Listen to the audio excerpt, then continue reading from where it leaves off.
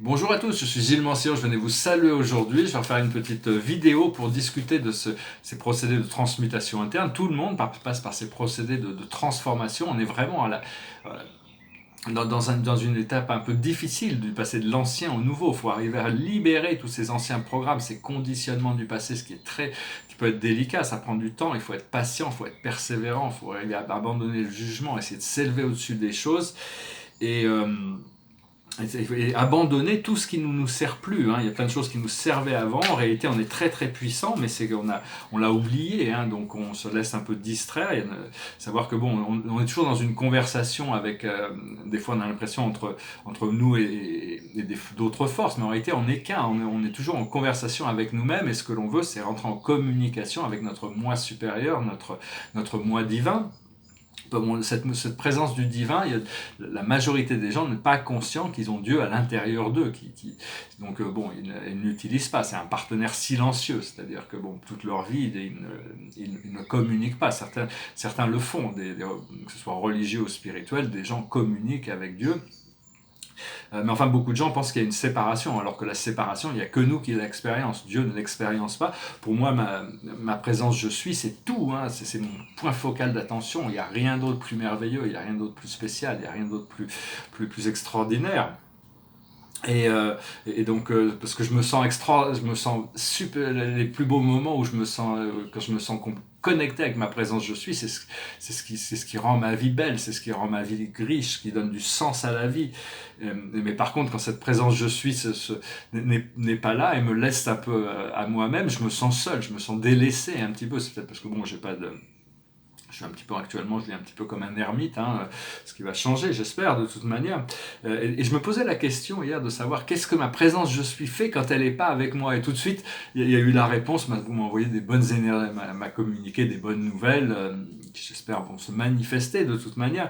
Mais enfin bon, c'est quelque chose qui me dépasse complètement. Qu'est-ce que la présence je suis est en train de faire quand elle n'est pas avec nous, hein. Enfin, elle est toujours avec nous, mais elle doit vivre dans une dimension, cette dimension divine qui est connectée et qui est consciente, mais bon, c'est des choses qu'on va découvrir progressivement de toute manière. C'est important de prendre la responsabilité, d'assumer la responsabilité de toute notre vie, même si c'est pas toujours facile, parce qu'on a créé des choses subconsciemment, inconsciemment, et essayer de ne pas se sentir coupable de nos erreurs, essayer de les corriger, mais pas ramener de la culpabilité par rapport aux limitations qu'on a pu avoir dans le passé, et se déconnecter pour pas avoir répété les mêmes cycles. Des fois, je me plains je veux dire, bon, ma vie c'était du karma par rapport à certaines relations avec les femmes. Je dis, bon, j'ai dû abuser des femmes dans des vies passées, pas abuser, parce que bon, c'est pas si lourd que ça, mais je sais pas, des fois je me dis, bon, j'ai eu tellement de déceptions sentimentales dans ma vie, est-ce que je peux attendre, est-ce que je me prépare pour une nouvelle déception sentimentale, ou est-ce que je me prépare pour un bonheur partagé? Bon, j'ai aussi eu des relations qui ont fonctionné. Hein. Je veux pas me plaindre, quoi, de toute manière. Mais, enfin, disons que c'est pareil un petit peu par rapport à toutes ces choses matérielles. C'est-à-dire, je me sens très connecté à mon moi spirituel, mais des fois, les circonstances de la vie terrestre sont difficiles à vivre. Et Dieu me parle du paradis, me promet toutes sortes de choses. Donc, est-ce que ce paradis va se manifester dans ma vie terrestre ou après? Ce qui est pas ce qui est dans un sens, de toute manière, je peux pas remettre en question la sagesse de Dieu. Je ne peux que m'aligner avec ses forces, de toute manière. J'ai tiré des cartes avec la cache pour voir un petit peu, pour aligner nos chakras. Hein, le nettoyage de nos chakras, l'alignement de nos chakras, c'est quelque chose de permanent. On doit toujours travailler, essayer de faire circuler la lumière consciemment avec notre intention, respirer, être plus conscient de notre respiration. Il y a toutes sortes de procédés, hein, le yoga, toutes ces choses-là pour aligner nos chakras. À la base, on a la ferme, c'est-à-dire on a besoin d'apprendre à se nourrir de manière saine. Et pouvoir nourrir les autres aussi, hein, de toute manière. Donc c'est quelque chose qui est d'une reconnexion avec la terre, de pouvoir jouir de cette abondance, savoir se répéter un mantra. Bon, je jouis d'une abondance éternelle, une abondance infinie qui est soutenue par la grâce éternelle. C'est-à-dire que c'est arriver à se programmer pour ça. Au niveau des plans terrestres, le deuxième chakra, on a le scribe ou l'écrivain. Bon, personnellement, j'espère pouvoir publier mon livre de toute manière. Je pense que ça va me permettre, l'esprit me disait hier qu'ils vont m'envoyer à la télévision pour commencer à discuter de toutes ces choses du monde de la nature multidimensionnelle, parce qu'une fois que le livre sera sorti, les gens qui l'auront lu seront exposés à ces idées et pourront avoir des questions, et donc on pourra y répondre. Au niveau du plexus solaire, on est confronté à c'est les phobies, c'est-à-dire arriver à transmuter toutes les peurs en amour, c'est-à-dire c'est lâcher prise sur plein de choses, hein, c'est l'orphelin, non, c'est pas les phobies, c'est l'orphelin, c'est-à-dire cette déconnexion, parce que quand on est connecté à notre moi connecté, on est dans le bonheur, on est dans l'extase, on est dans un bien-être qui n'a pas besoin de réflexion, mais dès que l'esprit mental reprend le dessus sur les choses, on se retrouve à se poser des questions, on se retrouve à essayer de résoudre des problèmes mentalement. Et la manière d'aborder la chose, cette reconnexion, c'est à travers la chevalerie, d'être noble, d'être sans peur et sans reproche, hein, le plus possible. Au niveau du cœur, on a la carte de l'Égypte. L'Égypte, c'est-à-dire toutes les pyramides sont créées en réseau et vont activer cette grille collective. Alors bon, c'est des pouvoirs transcendantaux. Ici d'ailleurs, je vais en parler un petit peu de ce tableau, mais c'est un tableau quand même qui a 3 pyramides là. C'est un tableau qui est un portrait du maître qui s'appelle Orlet. C'était le maître guide de Thoth, le maître de sagesse. Et en dessous des pyramides, il y a les halls de la Menti où il y a tout l'enregistrement de l'Akash. Et ici, il y a le symbole du paradis avec le paradis, les 21 satellites du paradis et l'univers central qui nous connectent au plus profond vers cette réalité éternelle qui est au centre de tout. Et donc ça, c'est un portrait, je vais en parler maintenant, puisque c'est un portrait de 2006. Après ça, au niveau de la communication, ce que l'on communique, c'est ce que l'on reçoit, au niveau du cinquième chakra,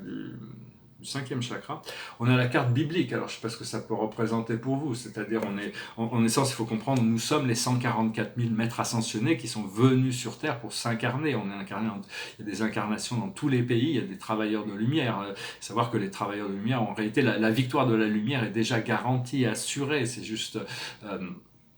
il faut s'accrocher encore un petit peu, le divin, parce que Dieu n'est pas a créé un univers céleste qui remplit la fonction d'administrer l'univers. Et donc toute cette compagnie du ciel, c'est-à-dire tous les êtres ascensionnés et tous les êtres qui ont été créés pour diriger l'univers, ont commencé à se manifester de plus en plus sur Terre. Donc on doit participer, on doit s'aligner avec ça le plus possible. Et bon, il y a aussi toute cette histoire, cette mémoire akashique qui remonte par rapport à cette histoire biblique, qui est quand même une véritable histoire, même si c'est transmis sous une forme de mythologie.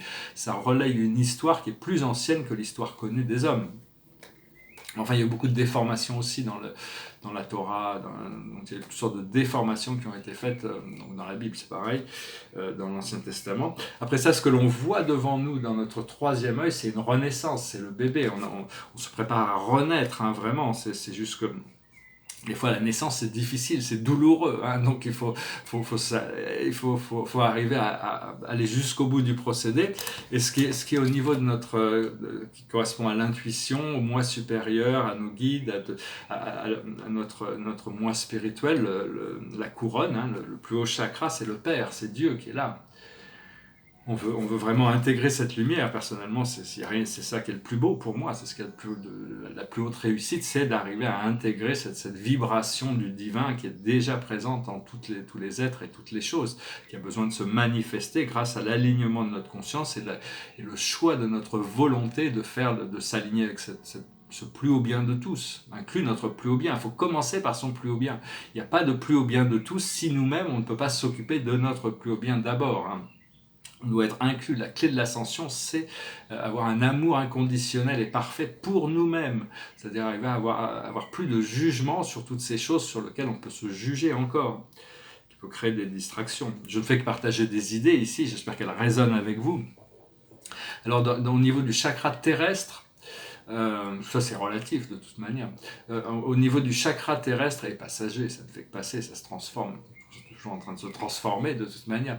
Au niveau du chakra terrestre, l'étoile terrestre qui nous connecte à la planète, là on a le pardon, donc c'est bien, on va pouvoir se pardonner, on va pouvoir pardonner aux autres, parce que la liberté vient du pardon. faut arriver à lâcher prise sur beaucoup de choses pour arriver à détendre toutes ces cordes et arriver à trouver l'harmonisation avec toutes ces choses du passé pour qu'elles ne viennent plus nous hanter. C'est un petit peu, je parlais de ce tableau aussi, je peux même en parler maintenant parce il y a justement cette dernière, c'est un tableau de 1990 que mon père m'avait acheté très très très longtemps et que vu qu'il est décédé j'en ai hérité. Donc ça dit juste les 6 pouvoirs merveilleux. C'est des pouvoirs que le Bouddha avait découverts, c'est la clairvoyance, la clairaudience, la connaissance des existences antérieures, c'est-à-dire la connaissance de toute la cache, la connaissance de la pensée d'autrui, c'est-à-dire de pouvoir voir tout ce qui sort des gens, connaître leur motivation, les conditions karmiques de leur renaissance, leur niveau de sagesse. Le pouvoir de se manifester en différents endroits, dans différentes sphères en même temps, le pouvoir de l'ubiquité, de pouvoir avoir manifesté plusieurs corps. Et finalement, pour parler de cette carte, c'est la destruction de toute faute. La destruction de toute faute, c'est-à-dire pouvoir réharmoniser tout le passé, réparer toutes les erreurs, ramener tout en harmonie pour s'établir dans la lucidité et la sérénité. Et donc c'est ce pardon inconditionnel qui est dans la terre et qui va nous permettre d'intégrer, parce que la mère terre a quand même envie de se libérer aussi, même si bon, il y a tous ces jeux qui sont joués dans le monde sur la façade, dans le monde de l'illusion, les jeux temporels, et donc et au-dessus de nous, on a l'étoile de notre âme qui est une sorte de vortex, les chakras c'est des vortex, des centres d'énergie, qui est dominé par une lumière argentée. On peut faire descendre cette lumière argentée, traverser nos chakras, l'envoyer au centre de la Terre, le faire remonter dans notre cœur, le faire remonter dans notre étoile de l'âme, le faire remonter au Créateur, au grand soleil central, le faire redescendre. Tout ça, c'est des exercices que chacun doit pratiquer selon son confort et ses intérêts. Et là, on a la confiance et la foi, c'est-à-dire on doit développer plus de confiance, plus de foi pour ne pas se laisser distraire par tous ces chaos sur le chemin temporel de toute manière, parce que c'est juste des expériences temporelles de toute manière. Donc voilà pour cette lecture. Il faut se répéter, je suis une lumière croustillante, je suis une flamme divine, je me libère de tout le passé avec amour, je me libère de tous les attachements avec grâce et facilité. Savoir que tout est amour et c'est notre véritable nature, c'est facile à dire, mais maintenant il faut l'intégrer, il faut arriver à le manifester, le mettre en pratique, et ça on appelle la sagesse. Il faut essayer d'intégrer toujours des nouveaux niveaux de sagesse. J'accepte le pardon aussi, j'accepte le pardon. Pour être la lumière, cette flamme, travailler avec la flamme violette aussi, invoquer la flamme violette, la flamme des transmutations. Alors hier je parlais dans la vidéo anglaise, c'est marrant parce que je parlais d'un phénomène que je n'avais pas parlé dans la vidéo française, puis les Arcturiens, il y a eu un message hier soir des Arcturiens qui parlaient de ça, c'est l'idée des 99 singes, c'est une idée scientifique, c'est-à-dire qu'ils se sont aperçus que pendant très longtemps, les singes mangeaient des fruits, même s'ils étaient sales, ils les mangeaient comme ça. Puis un jour, il y a un singe qui a réussi à nettoyer dans la rivière ses fruits et qui a commencé à penser que ça serait meilleur s'il allait d'abord nettoyer ses fruits dans la rivière et après les manger. Et que non seulement tous les singes de la tribu ont copié cette habilité, mais dans le monde entier, ils se sont aperçus que tous les autres singes de cette espèce avaient découvert cette connaissance et ils allaient tous nettoyer leurs fruits avant de les manger. Et ça veut dire que c'est pareil pour les humains, par toutes les espèces. Quand il y a un pas évolutif qui a été fait, toute l'espèce en bénéficie. À partir du moment où le Bouddha a atteint l'illumination, tout le monde peut atteindre l'illumination. À partir du moment où le Christ est devenu un avec Dieu, tout le monde peut devenir un avec Dieu. C'est un petit peu un des problèmes de la religion catholique. On vous dit Jésus c'est Jésus, il est sacré, et vous êtes des pécheurs, vous valez rien, vous n'aurez jamais rien. C'était une sorte de crime contre l'humanité qui avait été une croyance politique qui avait été établie au Concile de Nicée. Ce péché originel, c'est pour garder le pouvoir en disant le Christ, alors qu'il a dit j'ai fait des grandes choses, mais vous en ferez des plus grandioses encore. C'est-à-dire que le Christ savait que tout est un et que tous les êtres créés sont des enfants divins de Dieu. Il n'était pas le seul. Il était un parmi une infinité on est tous des enfants sacrés de Dieu et on a tous des pouvoirs à l'intérieur de nous qui ne sont pas encore révélés. Et donc, c'est le conseil des Arcturiens de la 9e dimension qui parlait des 99 singes. Donc, c'est vraiment un procédé à partir du moment où un de nous fait n'importe quelle étape que l'on peut franchir, ça ouvre la porte d'accès pour tout le monde de franchir ces étapes. Il faut être de plus en plus ouvert et réceptif à recevoir des messages télépathiques. Bon, moi, ça fait longtemps que je communique avec mes guides, de temps en temps avec mes guides, ou avec toutes sortes d'esprits, avec ma présence je suis qui communique avec moi. C'est ce qui m'apporte le plus de bonheur de toute manière. Mais ne soyez pas surpris si ça vient à vous, hein, même si vous n'en avez pas l'habitude. Ça va devenir de plus en plus. Vous allez recevoir des messages. Il y a le conseil... le conseil karmique, hein, le board karmique, c'est un conseil qui réside sur Saturne. Saturne, c'est le seigneur du karma, c'était Chronos, seigneur du temps. Ils n'ont pas vraiment d'état d'âme, hein, c'est vraiment Saturne n'a pas vraiment d'état d'âme, on doit faire son devoir, on a un job à faire et donc il faut se responsabiliser, mais bon, il y a toute une sorte une libération qui a été autorisée pour que le monde céleste s'implique beaucoup plus dans le procédé d'évolution humaine. Donc dans les mois et les années à venir, on va avoir de plus en plus le divin va se révéler à l'humain, à l'humanité. Nous, on est là pour assister un petit peu, pour soutenir ce procédé. Toute cette nature androgyne qu'on cherche à intégrer, c'est quelque chose d'interne. On ne peut pas manifester une androgynie. Bon, il y a des gens qui essayent, non, je ne sais pas si je suis homme ou femme, bon, c'est acceptable, tout le monde fait ce qu'il veut de sa vie. Mais en réalité, ça ne peut, extérieurement, on sera toujours dans un genre ou dans un autre, hein, même s'il y a des confusions qui peuvent se passer. Cette androgynie, c'est quelque chose de purement interne, c'est quelque chose c'est l'harmonisation à l'intérieur de nous qui est en train de se passer. Et donc, faut savoir que bon, tous les travailleurs de lumière doivent savoir que la victoire est faite, ça y est, hein, de savoir qu'on est tous un et que en tant que travailleur de lumière, vous êtes le leader de votre tribu. Hein, et on est en train de tirer des millions de gens derrière nous vers cette lumière, vers cet retour à la maison. Donc, on a une mission qui est importante. Il faut assumer les responsabilités de devenir le leader de notre tribu.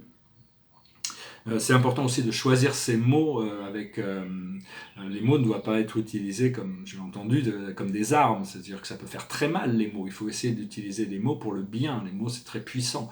Il faut essayer faire attention à la manière dont on utilise ces mots. Et puis comprendre c'est-à-dire qu'il y a un procédé quand on s'incarne, de toute manière, parce que ce qui se passe, c'est les difficultés viennent, c'est qu'on nous demande de rester incarné, mais quand même commencer à passer notre vie en revue, et toutes nos vies passées au fur et à mesure que la cache se révèle à nous. Et donc quand on passe nos vies en revue, c'est-à-dire mais ça, de toute manière, tout le monde, toutes les âmes doivent le faire à la fin, quand ils meurent, quand on laisse notre vie terrestre, on passe dans les plans astraux et on doit passer notre vie en revue. Ça, c'est une inévitabilité. Et à partir de là, on peut ressentir, ce qui n'est pas facile hein, quand on est incarné dans une forme physique avec toutes ces mémoires cellulaires, de devoir gérer tout ce programme terrestre, mais tôt ou tard on doit le faire, mais c'est qu'on peut ressentir tout le bien qu'on a fait et toute la souffrance qu'on a créée. C'est-à-dire tout ça c'est des ressentis, c'est-à-dire que c'est pour ça qu'on dit qu'il faut avoir de la compassion pour les gens qui sont mauvais, qui font beaucoup de mal aux autres, parce que le jour où ils vont devoir faire leur revue de vie, ils vont pouvoir sentir tout le mal qu'ils ont fait aux autres. Et s'ils ont fait du mal à des centaines, à des milliers, à des millions de gens, c'est quelque chose cette expérience, puisque tout est un, de toute manière, la vie se ressent, se connaît. Et donc, on a besoin d'harmoniser ces choses. Donc, mais enfin, on pourra aussi voir, quand on fait cette revue de vie, hein, de toute manière, cette revue d'incarnation, on va pouvoir aussi comprendre les effets et les causes du bien qu'on a fait aussi. Hein, donc, il n'y a pas que du mauvais. Mais enfin, il y a besoin d'amener un équilibre. Et parce que la vie c'est un exercice c'est pour ça que la vie n'interfère pas sur les choses bonnes ou mauvaises, c'est parce que de toute manière toutes les âmes vont devoir faire face à toutes les choses qu'ils ont eux-mêmes créées, et donc pour le moment on est en train rétablir cet équilibre. Ce qu'il y a, c'est qu'on n'est pas toujours conscient de toutes ces vies passées, de toutes les choses, les détails de toutes ces vies passées. Des fois on était inconscient, donc il y a pu avoir des choses qui n'étaient pas de la plus haute intégrité ou des abus de pouvoir, parce que bon, le monde commence à s'équilibrer, mais avant il y avait des gens qui avaient beaucoup de pouvoir, hein. Les rois avaient le pouvoir de vie et de mort sur tous leurs sujets pendant des millénaires. C'est encore pas vraiment le cas, mais c'est un peu le cas encore dans certaines civilisations. Et donc voilà, hein, je voulais juste venir parler de ça. Je tirer quelques cartes juste pour la journée. Hein. Bon, la plus haute sagesse pour nous aujourd'hui, c'est l'association, le partnership avec Dieu, la co-création, s'unifier avec notre Créateur pour co-créer ensemble. Ce que l'on doit comprendre, c'est l'effort. On doit produire un effort qui va nous permettre c'est toujours produire des efforts qui nous permettent de sortir, d'avancer, de faire des pas en avant. Ce que l'on doit faire, c'est notre moi supérieur. On doit intégrer notre moi supérieur. Et l'aboutissant, c'est le lâcher-prise, le surrender, le lâcher-prise, c'est-à-dire arriver à lâcher prise sur toutes ces choses anciennes. Donc tout ça, c'est une guidance assez simple, hein, c'est une vision assez simple. Donc j'avais parlé des tableaux, mais bon, c'est fait. Je vais chanter une chanson qui me passait par la tête. C'est quelqu'un qui recherche son âme sœur et qui commence à se faire vieux pour la trouver, hein, de toute manière. Il faut savoir, pour les âmes sœurs, si on cherche une âme sœur et qu'on ne la trouve pas pendant notre incarnation terrestre, entre les vies, une fois qu'on a géré toute cette revue de la vie, des karmas, tout ça, on a un temps de repos où on peut reconnecter et partager du bonheur, de l'union avec notre âme sœur. Enfin, l'esprit me dit qu'il y a quand même cet alignement pour moi qui est là. C'est que des fois, il me l'enlève et puis il me le ramène. Et puis alors, il me l'enlève, alors je lâche prise, je pardonne, je dis bon, je vais essayer de m'aligner. Voilà. Puis dès que j'essaie de m'aligner dans une autre relation, on me dit que je trahis mes plans d'âme et tout, puis on me ramène cette... Donc je sais pas, j'espère de toute manière, hein, parce que c'est quelqu'un, je sens cet amour qui est très très puissant. Et c'est parce que bon, c'est pas forcément... c'est par rapport à nous-mêmes c'est quelqu'un notre âme sœur, c'est quelqu'un qui a une flamme qui est consonante avec la nôtre, qui nous complémente et donc qui peut nous stabiliser, qui nous enrichit, qui nous stabilise, qui nous conforte réciproquement, hein, sans avoir... Donc voilà, c'est une chanson de folklore, ça s'appelle Un cœur d'or. I want to live, I want to give. I've been a miner for a heart of gold. It's these expressions I never gave that keeps me searching for a heart of gold. And I'm getting old. Keeps me searching for a heart of gold. And I'm getting old. I've been to Hollywood, I've been to Redwood, I crossed the ocean for a heart of gold. It's been in my mind, it's such a fine line that keeps me searching for a heart of gold. And I'm getting old. Keeps me searching for a heart of gold, and I'm getting old. Keeps me searching for a heart of gold. Keeps me searching and I'm getting old. Keeps me searching for a heart of gold. I've been a miner for a heart of gold. Voilà, très belle chanson, je crois que c'est Neil Young. Et donc je vous souhaite une excellente journée. Hein. Excusez-moi, c'est une journée un peu intense encore aujourd'hui. Hein.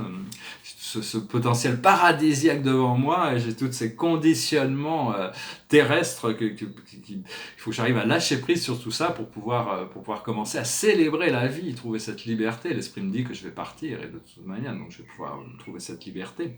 Je tire une dernière carte quand même pour finir, pour ceux qui sont restés jusqu'à la fin. Je vous remercie d'aimer, de partager, de souscrire, de commenter. Et cette carte de la journée, c'est le Chevalier d'Ariel. Digne de confiance, compréhensif, dévoué, drôle. Il vient d'avoir le sens de l'humour de toute manière, parce que l'humour, ça apporte le temps. Vous avez tant à faire. Définissez un programme très détaillé. Une personne gentille veille sur vous. Donc voilà. Hein. C'est savoir que bon, de toute manière, on est protégé, on a nos guides qui nous assistent, qui nous protègent et donc qui nous aiment. Et puis on a des gens aussi sur Terre qui ont quand même des responsabilités, qui ont des missions. On est là pour s'entraider, on avait prévu ces plans, on a prévu des plans d'âme qu'on ne connaît pas forcément, mais qui sont quand même en place. Et on se prépare pour notre destinée, la nouvelle étape de notre mission, pour remplir une fonction supérieure dans le projet d'ascension qui va bientôt libérer la planète. Je vous remercie, je vous souhaite une excellente journée, je vous dis à très bientôt, namasté.